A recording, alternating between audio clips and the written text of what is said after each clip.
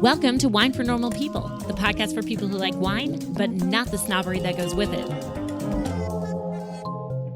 I'm your host, Elizabeth Schneider, author of the Wine for Normal People book and certified wine dork.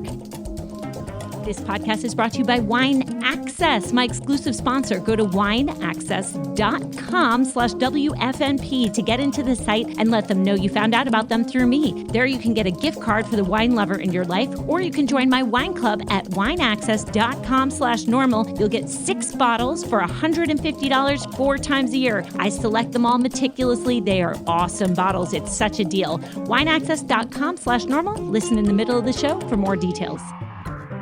We are nearing the end of the year here. I am going to do 3 more new shows after this, and then I will be taking my annual break, which will be great. It'll be a good time for planning and getting things in order. 2026 will be full of more great things and some new things that hopefully you will enjoy.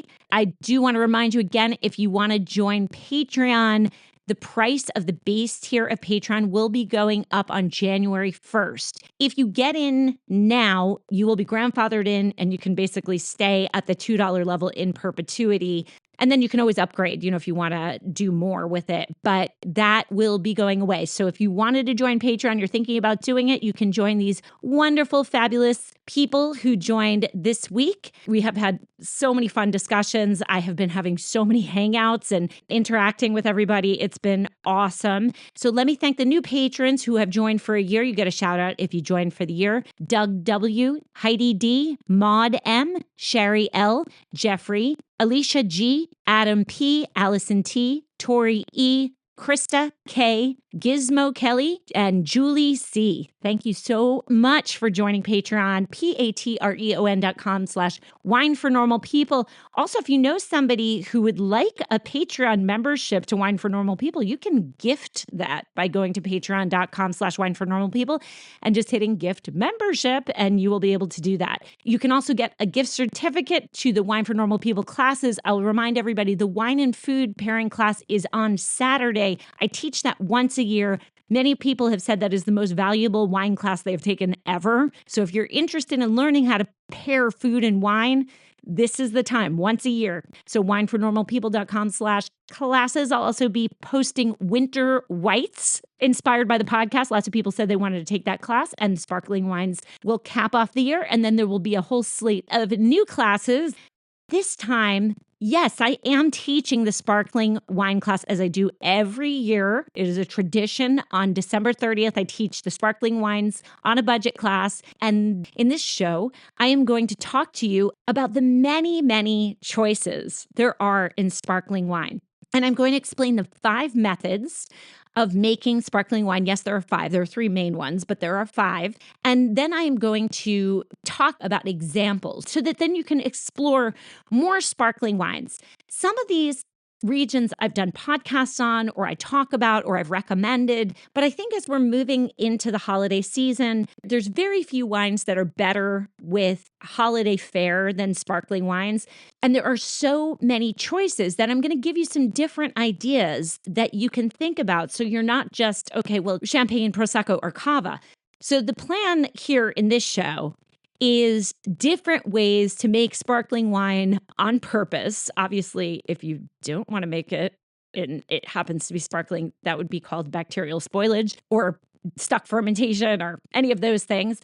But if you want a wine that has absorbed carbon dioxide, that has some complexity because it's gone through a secondary fermentation or it's gone through a primary fermentation, but has trapped carbon dioxide in the bottle or in a vessel, we are going to discuss that. And I'm going to give you some examples. I think that some of these wines you may have heard of, some of them you may never have heard of, and you are definitely going to want to jot down some of these because not only are they great budget wines, and again, we'll go over those in the class if you decide to take that class, but they're also really unique and things that maybe sometimes you might not pick up because you're just so focused on getting that Prosecco or Cava and you're not thinking, well, maybe I should look over here and see if there's something else.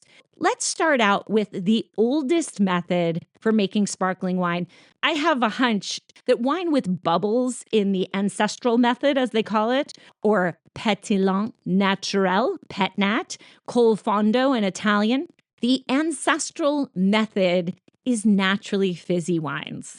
When I tell you about how it was made originally, you will realize that this is definitely something that's been going on longer than it's been documented because it's a natural process.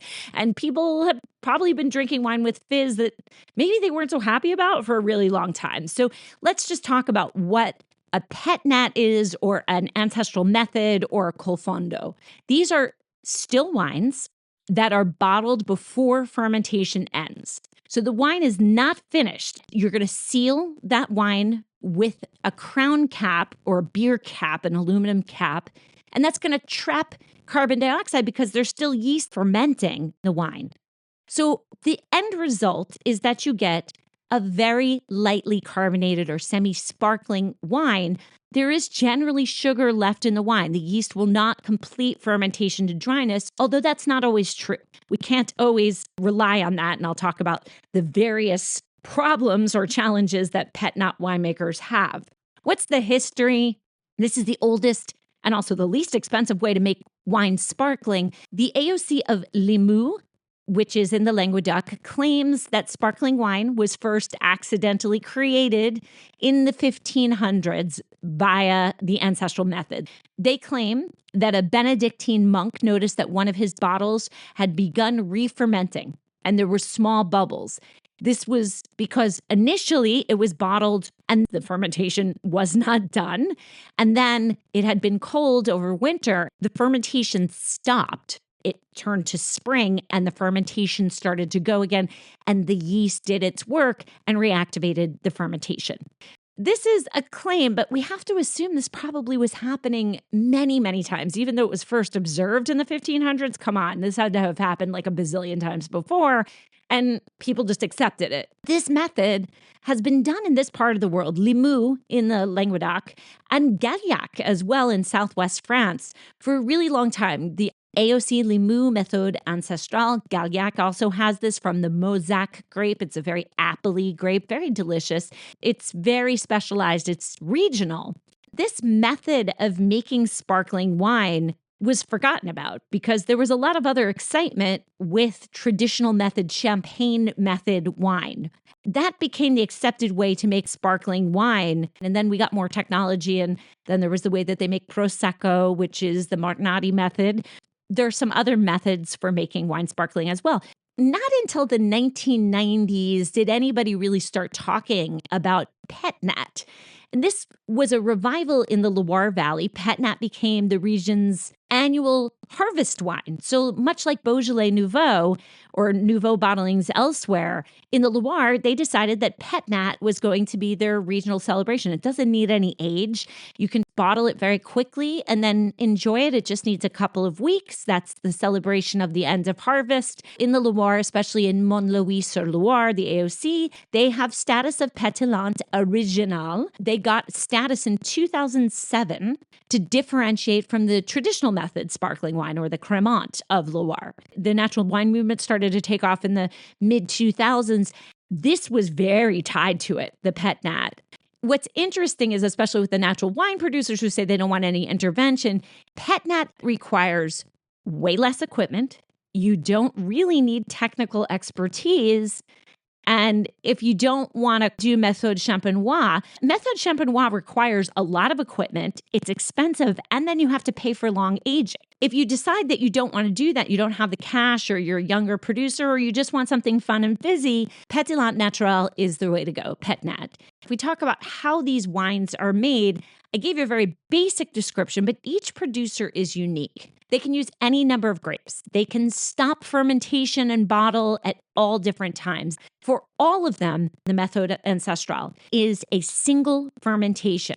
What happens is you make a still wine out of the grapes, you bring them into the winery, you press them, you allow the juice to settle, and then you allow the fermentation to go. Usually in pet nat, you wait until the yeast have fermented the sugars to about 3 to 5% potential alcohol. And then you chill down the tank and slow fermentation because now you've got a plan for bottling. Remember that you are bottling the wine while it's still fermenting. The yeast are still active. While that's happening, you've got to make sure that the yeast doesn't ferment everything to dryness and then die. So you've got to slow down the activity of the yeast, and that's why you chill down the tank. Part of the problem here is that if you wait too long to bottle, bottles at the end are not going to have enough sugar in them to keep fermenting. So you'll have inconsistency. In other words, the stuff right at the beginning is going to have a lot of sugar and yeast. And then as you get to the end of the tank, the wines could be drier because the yeast were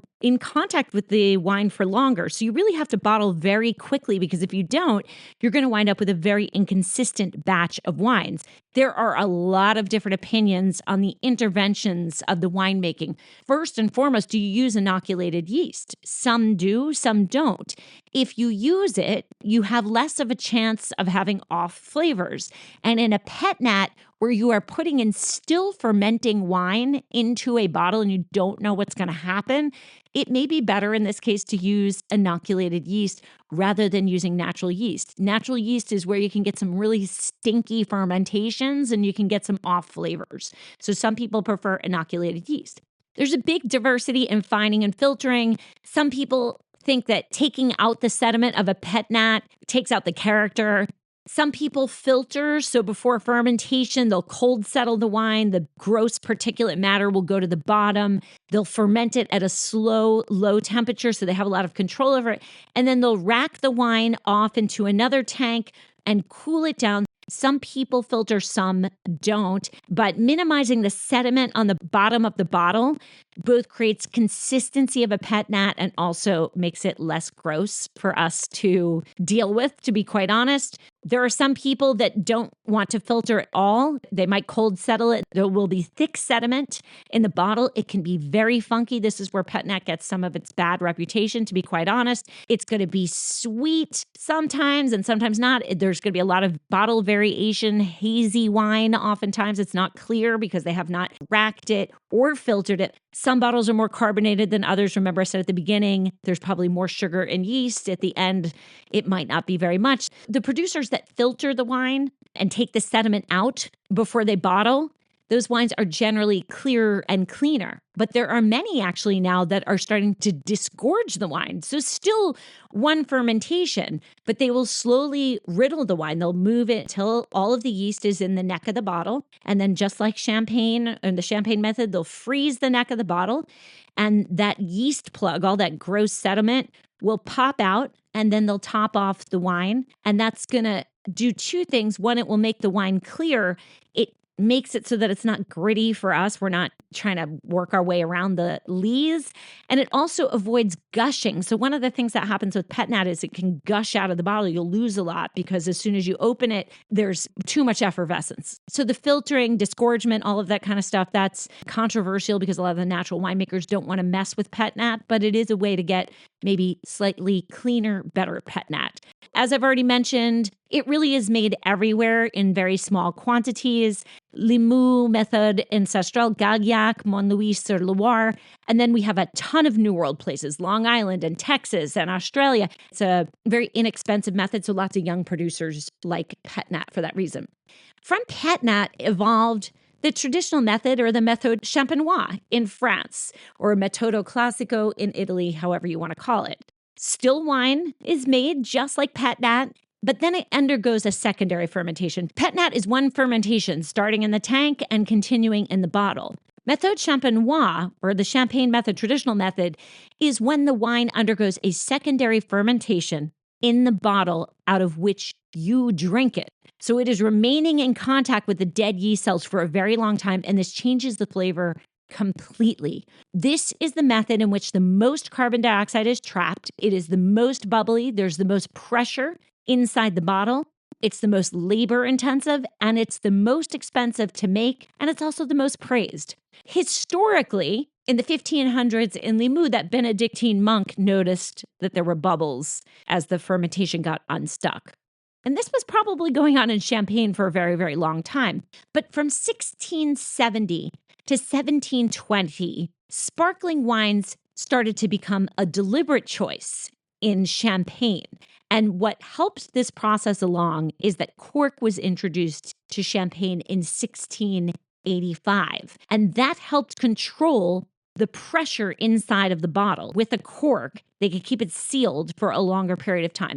It was the English who actually, which the Champenois don't like to say, but it was the English who made a glass bottle that was thick enough to handle the pressure of champagne so that it wouldn't break. Previously, glass bottles were used just to serve wine. They weren't used to store it. But with this heavier bottle, you would have an opportunity to store the bottle safely.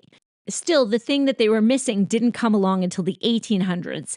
That was the muselet. This is the metal thing that goes on top of the cork with the wire cage so that it holds down the cork and keeps that pressure in. That cork will eventually turn into a mushroom shape under pressure, but now you have something to keep it in place.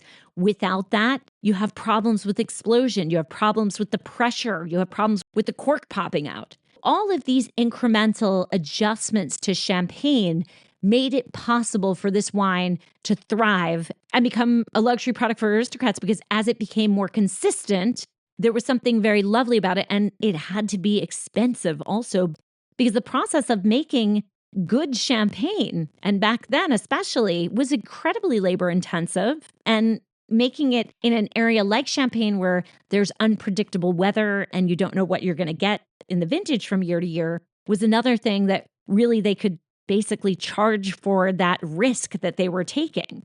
By the turn of the 19th century, they started to have more sophisticated things. The riddling racks or the pupitres, those big sandwich board things, were invented to get the sediment out of the bottleneck. The owner of a champagne house, Armand Walfard, came up with the cold disgorgement method, plunging the bottleneck into a brine solution, which forms a frozen plug of sediment in the bottleneck with wine and the yeast. And when the bottle is open, the pressure pops out the plug, and you don't lose a lot of wine and you don't lose a lot of pressure. So this was huge. Once Pasteur discovered that yeast converts sugar into alcohol and carbon dioxide, the fermentation in 1860, it became a lot easier also to make champagne. I'm hinting around this, but how is champagne made? Carefully. And anybody that uses the champagne method is doing the same exact process. So I'm using champagne as a stand-in for Cava, for Cremant, for Cap Classique, for all of these other wines I'm going to tell you about. It is extremely important in the traditional method to hand pick whole clusters. If you use mechanization, oftentimes it will break the grapes. And one of the very key things is you have to keep the integrity of the grapes, because if you don't, you could get oxidation, you could get color bleeding out of the grapes, especially with black grapes. You don't want that with Pinot Noir or Pinot Meunier, for instance. The grapes are taken to the press as soon as they possibly can. A lot of champagne houses have presses right in the vineyard. They do not want to have to transport the grapes. They don't want to cause undue stress. The grapes go right from the vine to the press. The pressing is done separately in the top houses by grape variety, by vineyard, and the whole clusters are pressed really gently, especially the reds. You don't want to get any color through excessive contact or time with the skins, unless you want to make a rosé, and then you can have some maceration time. After that, you do the first fermentation, and you create a still dry base wine that's about 11% alcohol, 10 or 11% alcohol, lower alcohol. This first fermentation is grapes that are not fully ripe. You're not looking to make a delicious wine. In fact, the base wine of champagne is usually not that great. It's very tart. The key to why each house, no matter where they are, whether it's in Tasmania or South Africa or Napa or Champagne, makes a different wine is the blending. You blend different grapes. You blend sometimes different vintages, different vineyard sites, and then you will get a style that is your own. That is hugely important. The base wine will age. So sometimes they can age it for long periods of time. Sometimes they will do the minimum, which is the January 1st after harvest in Champagne in particular. It goes into the bottle that we drink it from after aging and is sealed with an aluminum cap, that same crown cap I talked about with pet nat. It is put in with a mixture of sugar and yeast. This is called liqueur de tirage. And this is to motivate a second fermentation in the bottle. Remember, you have alcohol in the bottle. This yeast is pretty robust because it's got to be able to jump into a pool of alcohol, 10 to 11% alcohol, and still do its job of eating that sugar and turning it into alcohol and carbon dioxide. This process increases the alcohol by about 1%. So not very much. That's why most traditional method sparkling wine is about 12, 13% alcohol. So we're not asking for the secondary fermentation to do a ton, but we need enough so that there is carbon dioxide produced in the wine. That secondary fermentation takes place, and then it is time to age the wine. At this point, the yeast are dead, and autolysis happens. Autolysis is dead yeast cells breaking down inside the bottle. And what that does is create additional flavors like bread and brioche that you find in traditional method wines. The wine is sitting for a specific period of time with those dead yeast cells. The longer it sits with them, the more nutty, bready, yeasty flavors are produced. In the traditional method, the cellars have to be dark. The wine has to be protected from light. There has to be steady temperature for storage during aging. In Champagne, they have a requirement that the wine must be resting on the lees for 15 months, those dead yeast cells for 15 months before release. So you can get that characteristic bready note. Without it, it really isn't champagne. The reality is that most champagne producers let their wines sit for 2 to 3 years just for non-vintage wines. 15 months is not enough to get the quality that they're looking for. For vintage wines and special years that express the characteristics of the vintage, it's at least 3 years as a minimum.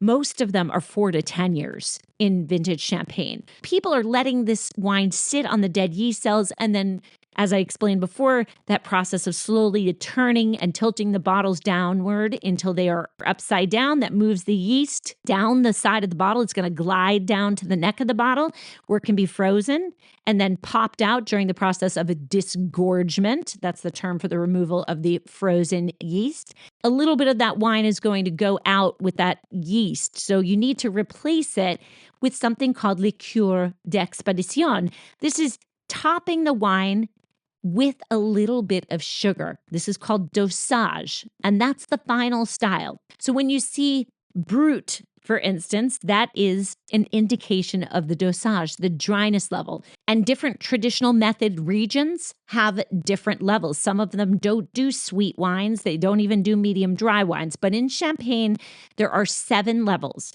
There's brut nature. This is no dosage at all. They're just adding dry wine, and there's no sugar in that at all. Then there's extra brut. This is extremely dry. Very, very little sugar is added. And again, the sugar is added to balance the very high acidity and the effervescence in the wine.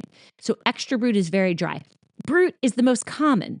Brut is dry. They are adding some balancing sugar. You will not likely taste it. It is not very much, but there is more sugar in brut than there is in extra brut or brut nature. The next one is extra dry. This is so confusing because brut is drier than extra dry. Extra dry seems like it would be the driest. There will be a little sweetness in that. There's sec, which means dry, but that's medium sweet. Demi-sec is sweet. That's basically already a dessert wine. And then doux, which very few champagne producers make anymore, but that was the traditional style that the aristocrats drank. Very sweet wine.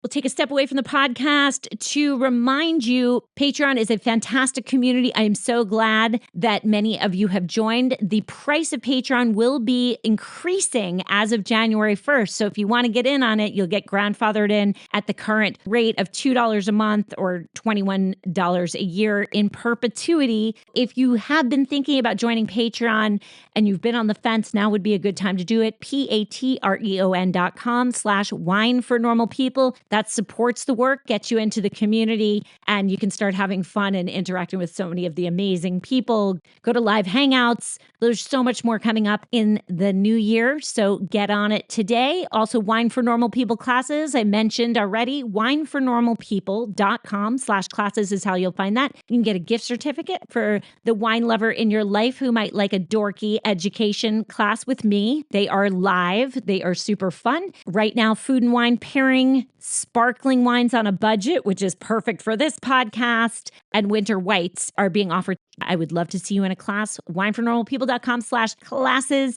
And I need to thank my sponsor, Wine Access, wineaccess.com/normal is how you can join the wine club that I have with Wine Access. If you join, you get 6 bottles of awesome wines delivered to your door quarterly for just $150. With your club membership, you also get a discount on anything else on their site. They have such a wide selection. They have featured favorites, so things that come up over and over again because loyal Wine Access customers love these wines. But then there are also new things coming in all the time. And they have such a great selection of sparkling wines. Go to wineaccess.com/normal and join my wine club, or go to wineaccess.com/WFNP. That gets you into the site. You can browse and look at it, and that lets them know that you found out about them through me, which I would appreciate. And you can get some fantastic wines. They also offer gift cards for the wine lover in your life. Lots of options. You get a Wine for Normal People gift certificate and then buy them a Wine Access gift card and gift them a Patreon membership. What a holiday season. All wine all the time.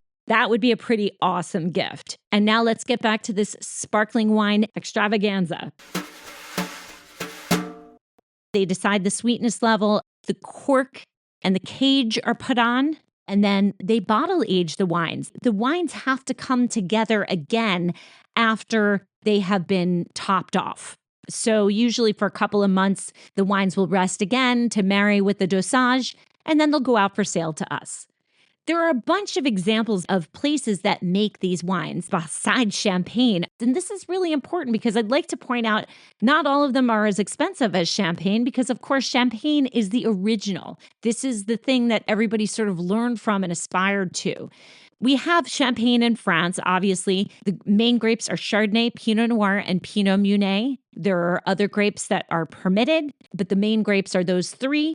And then we have Cremant. Cremant is about half the price or a quarter of the price of champagne. It is made in every major region in France. There's Cremant d'Alsace, Cremant de Bordeaux, Cremant de Bourgogne, Cremant de Die, Cremant de Jura, Cremant de Savoie, Loire, Limoux. This is wine that is made in the traditional method, in the champagne method, anywhere else in France. That term is Cremant. The difference is that the legal requirement is 9 to 12 months on those dead yeast cells, depending on the region, and they use local grapes of the region. For instance, Burgundy will use Pinot Noir and Chardonnay since those are their 2 grapes. So that is probably the most like champagne. Alsace uses mainly Pinot Blanc. Bordeaux is going to use Sauvignon Blanc and Semillon.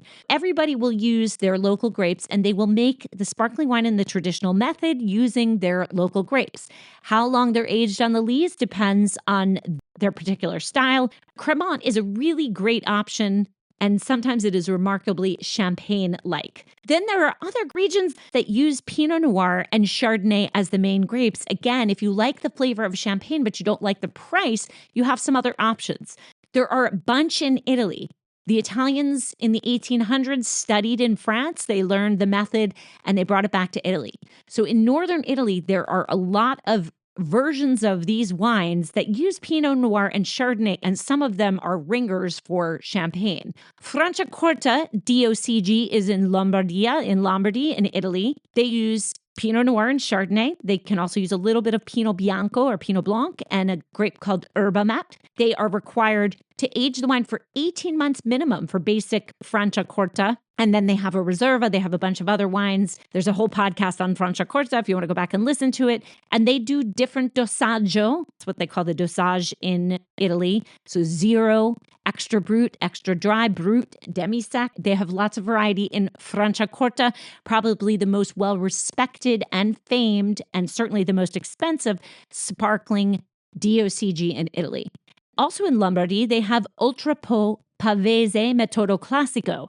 This has to be a minimum of 70% Pinot Noir, Pinot Nero, a maximum of 30% Chardonnay with Pinot Bianco or Pinot Grigio, 15 months aged for the basic. There's vintage wine. There's lots more. All of these also have rosé versions. I should mention Franciacorta as well. Oltrepo Pavese is another lower cost alternative to Franciacorta and still quite good, especially if you like wines that have a lot of Pinot Nero, Pinot Noir in them. Trento DOC is from Trentino. So it is Trento DOC, but they call themselves Trento DOC. This is any proportions of Chardonnay, Pinot Bianco, Pinot Meunier, and or Pinot Nero. Again, 15 months is the minimum aging requirement for Trento DOC. Some of these wines are so acidic and so bright and fresh, and some of them are very bready and delicious. Trento DOC, in my opinion, probably the most underrated of all of the ones that I'm talking about here. When you can find them, they are really, really good. They will knock your socks off and not cost you all that much money. The other place that I would highly recommend that you look if you like champagne and not the price is the Alta Langa. The Alta Langa DOCG is in Piedmont. This I'm going to spend a little bit more time on than Trento DOC and Oltrepo Pavese and Franciacorta. I mean, I did a whole show on Franciacorta. But Alta Langa is interesting. These are Piedmontese sparkling wine. Alta Langa was the first traditional method wine to be made in Italy. This started in the middle of the 19th century, shortly after champagne really got its act together and got glass bottles and corks and things like that. And this started in the cellars of an area called Canelli. These are known as the underground cathedrals and recognized by UNESCO as a World Heritage Site. They are some of the most amazing things. I mean, these are caves dug out of a mountainside, and they go on and on and on for miles. It really is a sight to behold. When I take the patrons to Piedmont, we go to the Alta Langa, and it is a wonderful experience. People love it. Pinot and Chardonnay grapes are only allowed in Alta Langa DOCG, either 100% Pinot, 100% Chardonnay, or some combination. It can be white or rosé. It can either be brut or with no dosage, but it can't be sweet. And the requirement for Alta Langa is that the wine age on the lees, the dead yeast cells, for at least 30 months. This is double the requirement for most other places. Also, every year is a vintage wine. So the year of the harvest is always on the label. And these wines are extremely high quality. Again, they don't have to be super expensive. So from Italy, Franciacorta, Oltrepo Pavese Metodo Classico, Trento DOC, and Alta Langa DOCG, fantastic sparkling wines. English sparkling wine, do not sleep on this. It is expensive because there's very little of it, but also Chardonnay, Pinot Noir, Pinot Meunier, fantastic wines out of Sussex, Kent, Cornwall. These chalky soils, that escarpment goes through Champagne to Chablis, same types of soils. As climate change has happened, England has become really great for traditional method sparkling wine. It's expensive, but if you get a Nighttember or Gusborne, Ridgeview, you will be very, very happy with your investment. And then another place where you could spend quite a pretty penny is California. California has a lot of sparkling wine, but in Sonoma and Napa, in some of the cooler parts, especially in Carneros, and then also up in Mendocino in the Anderson Valley, we have wines that are, again, made of Chardonnay and Pinot Noir. They are more fruit forward. There's lots of sun in California. They're lush. They're expressive, often vintage dated. No requirements on aging, so you have to find out from the tasting notes. It is lovely, but again, no regulations, just generally made with Chardonnay and Pinot Noir. If you're looking for something a little more affordable made out of Chardonnay and Pinot Noir, might I recommend Cap Classique from South Africa. Méthode Cap Classique, MCC, or the Champenoise method. It is mainly Pinot Noir and Chardonnay, although they are using increasing bits of Chenin Blanc, sometimes Pinot Meunier as well. They're starting to source from cooler climates. They can use whatever they want. And this is a tradition that's been going on for about 50 years. So it started in 1971 in Stellenbosch at the Simon Sig family vineyards. Graham Beck is the most famous producer. They are everywhere. Their wines are quite good. I really like their rosé especially. But now a lot of people are doing MCC wines, Méthode Cap Classique, and they're using all sorts of different grapes. And they might use amphora, and they might use lower intervention methods, and they might have different things. They are required by law to be aged for 12 months on the lees. Most producers keep their Cap Classique wines for much longer than that, so you get complexity. And again, much like Napa and Sonoma and Anderson Valley and Mendocino, you will get more fruit character. These will be juicier and brighter, and they're not going to be as bready or restrained as Champagne or some of the Cremant or some of the things from northern Italy, but they are quite delicious and they are really, really affordable for what they are. They are great quality for the money. Another place, Tasmania in Australia, they are using Chardonnay and Pinot Noir, high acidity, great aroma, and a fantastic environment for really high acid wines. These are not super fruit forward. These are wines that are very restrained and extremely surprising. Just fantastic wines. I did a show on Tasmania as well. You can go back and listen to that. But great sparkling wines made of Chardonnay and Pinot Noir out of Tasmania. So that should give you some ideas. I mean, Willamette Valley in Oregon, New Zealand, a bunch of other places are doing Chardonnay and Pinot Noir as the main grape. So if you're looking for something that is kind of a dupe to Champagne, there you go. There are other regions that use the traditional method, and the main one that I'm going to mention is Spain. In Cava, which is a rather controversial DO in Spain, they're using the native grapes, Jarello, Macabeo, Parellada, and then they use some Chardonnay, Malvasia, Grenache, Trepat, Pinot Noir, Monastrell, and others. There's a range of styles in Cava. They can go from Brut Nature, no dosage, to semi-secco. They only require 9 months on the lees for basic Cava, Cava de Garda, 18 months for the Reserva, and 30 months for Gran Reserva, 36 months for their special single vineyard classification, Cava de Paraje Calificado. So that is Cava, and they're using native grapes. So it does not taste at all really like Champagne. The wines taste quite different. They're less chalky and minerally. They do have some fruit character.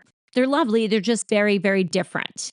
We also have Corpinat. Corpinat is not Cava. This is a different association that used to be part of Cava, but these are producers who have formed an association to create sparkling wines that in many ways are better than Cava. The grapes have to be organic, picked by hand, vinified on the premises. They have to pay the workers a living wage, and they have to contain a minimum of 90% of the indigenous grapes.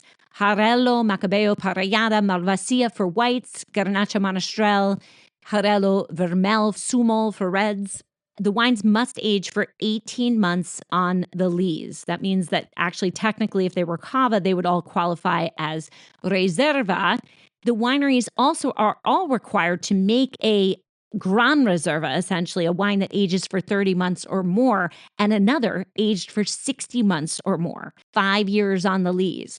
This is to show that they have the ability to age these wines and make high-quality sparkling wine in Spain out of the native grapes. The Corpinat wines do tend to have much more of that yeasty breadiness. They focus a lot on the aging more than Cava, which can be very simple and fruity.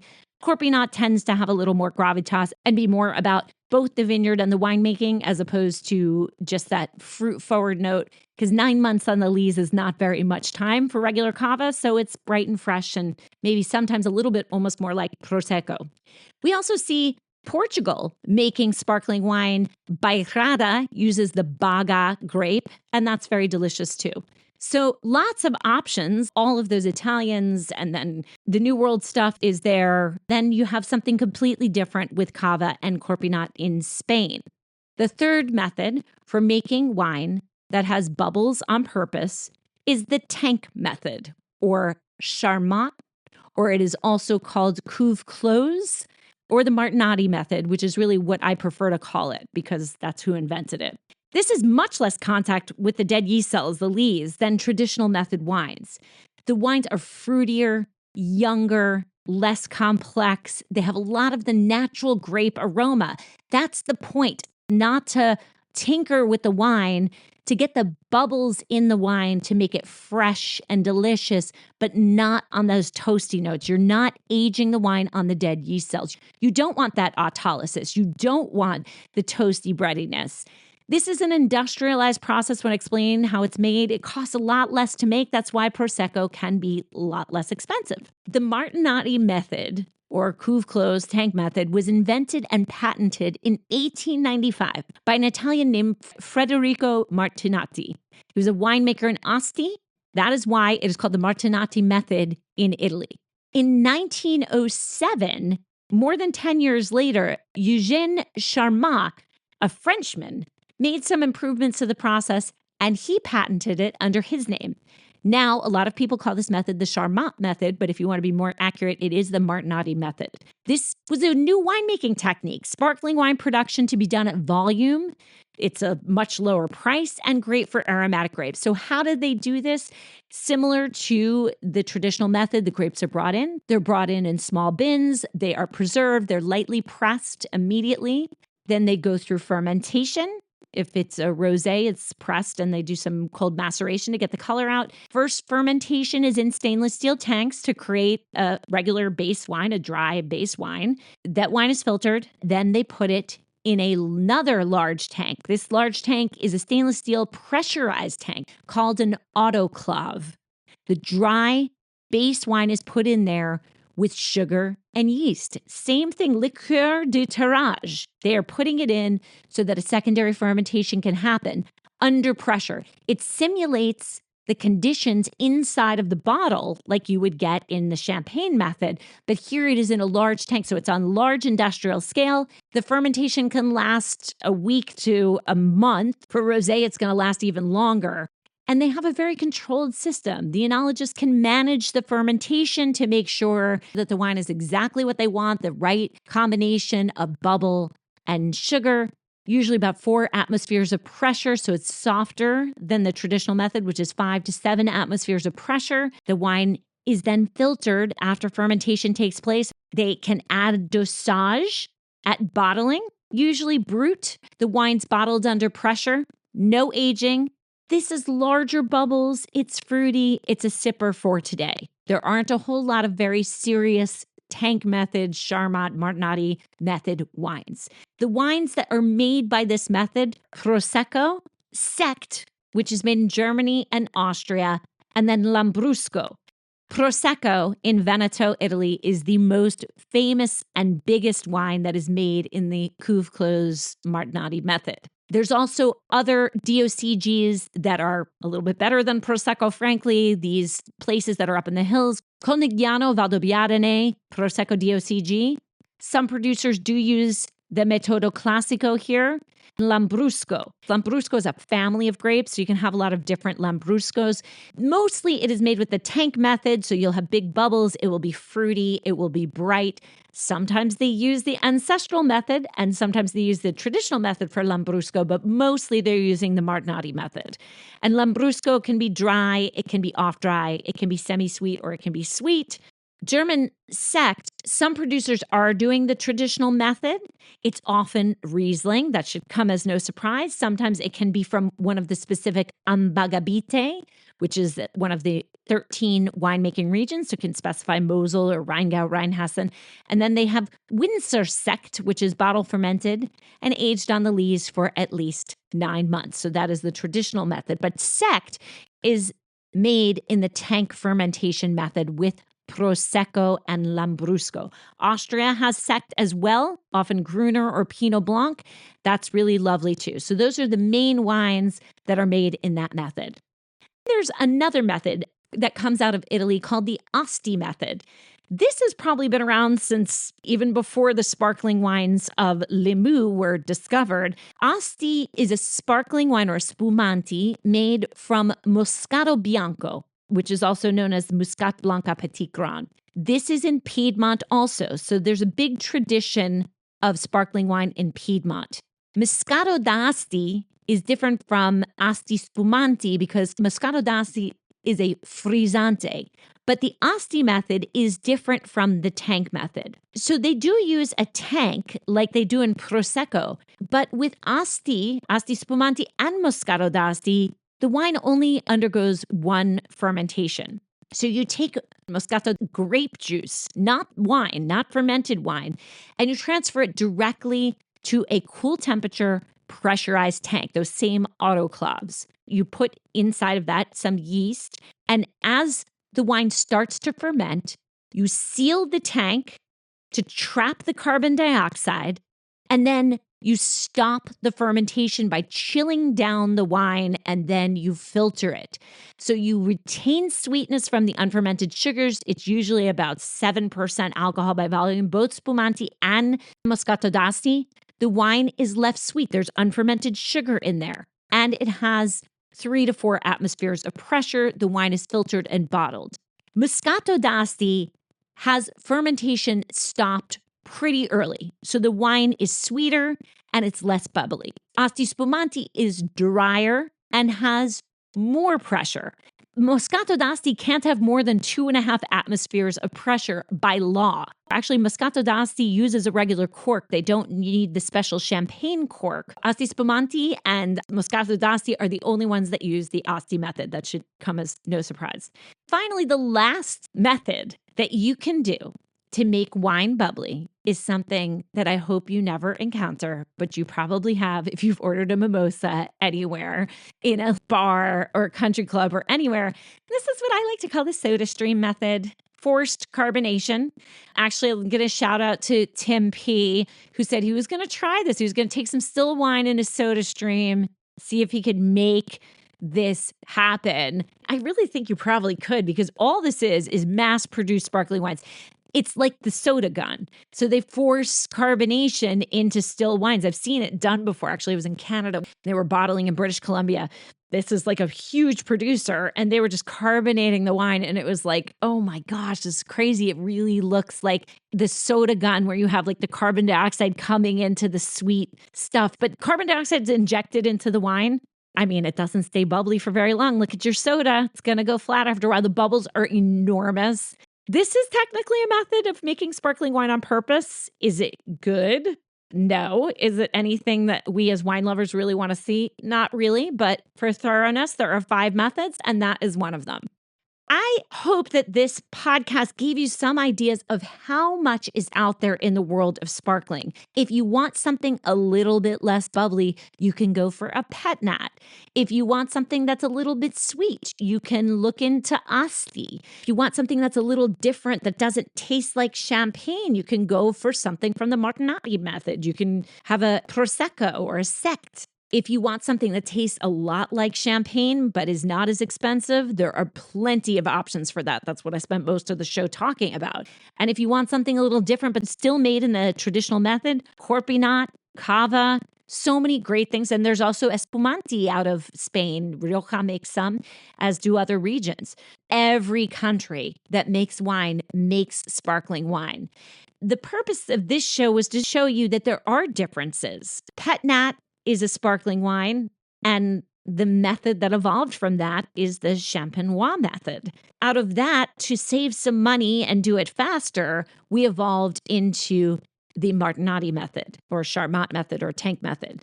And then to save even more, we decided to go into carbonation.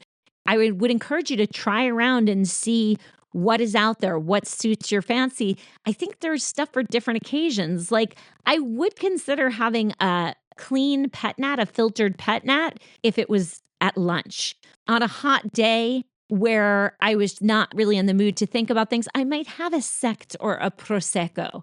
And most of the time, I am going to go for a traditional method sparkling because I love that bready, yeasty note. If that's not something you like, though, there's plenty of other options out there. And honestly, even within the traditional method, you could have a cava and that's pretty light. You could have Method Cap Classique, so inexpensive, delicious, tons of fruit, and not so bready or yeasty, and such a great price. So hopefully this gives you some things to think about as we are approaching the holidays and thinking about some of the best wines to pair food with, and also just to have with friends. It's so lovely to open a bottle of sparkling wine with a friend. It goes down pretty easily. It's not very high in alcohol. It's not going to give you a huge hangover. And it is a lovely way to just celebrate a friendship or a nice afternoon or an evening. So that's my recap on different ways to make sparkling wine and different examples. I hope this was helpful and useful to you and gave you some new ideas. And with that, this has been another episode of Wine for Normal People. Thank you so much for listening, and we will catch you next time.